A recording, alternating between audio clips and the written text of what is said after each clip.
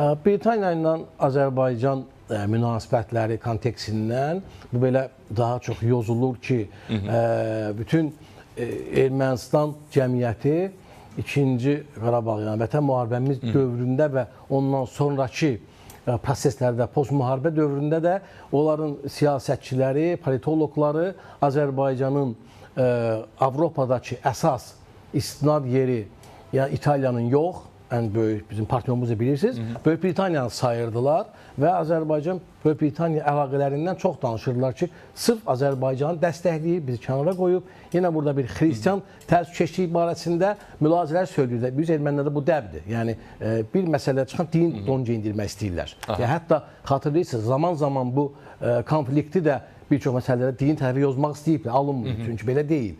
Milli etnik məsələlərdə bu dini tərəfdən heç bir bu konfliktdə bir rolu yox idi. Və Böyük Britaniyada müharibədən sonra sülh dövründə öz töhfəsini vermək istədi. Yəni, o da anlayırdı ki, bir tərəfli bu münaqişədə və müharibədə Azərbaycanın yanında görünür, amma açıq aydın biz Azərbaycan-Ermənistan müharibəsində Britaniyanın açıqda rolunun danışılması bir fərziyyədir. Yəni, konkret olaraq bir faktlar da yoxdur. Bu söylənilirdi və Britaniya burada neytral görünmək üçün Ermənistanla da münasibətləri sıxlaşdırdı. Amma mən düşünürəm ki, Ermənistan və Böyük Britaniya arasında münasibətlər Azərbaycanla bağlı deyil.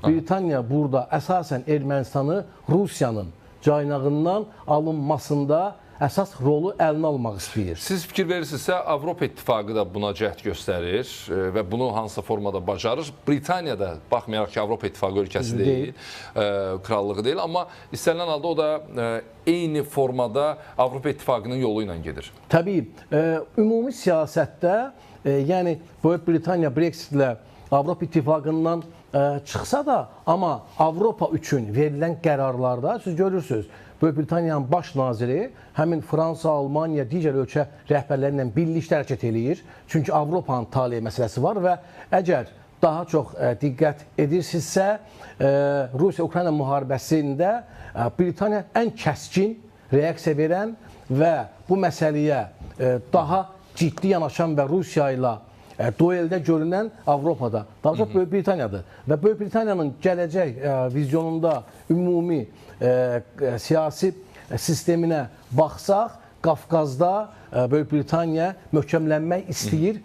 Fransa ilə Böyük Britaniyanın rəqabətini unutmayaq Avropada və bu mənada Ermənistan da onlar üçün vacib ölkə sayılır. Amma əsasən burada Azərbaycanla qarşılıqlı münasibətlər yüksək səviyyə qaldırılması problem yoxdur. Yəni balansı qoruyurlar da. Təbii ki, hətta Azərbaycanla daha da digər sahələrdə inkişafımız iqtisadi baxımdan daha yaxşı əlaqələrimiz var. Amma əsas məsələ Böyük Britaniyanın Ermənistanda biraz da isti görünməsi. Əsas məqsədi Ermənistanı Rusiya ilə münasibətlərini daha da sərinləşdirmək və vektorunu Avropaya döndərməsini möhkəmləndirməyə çalışır.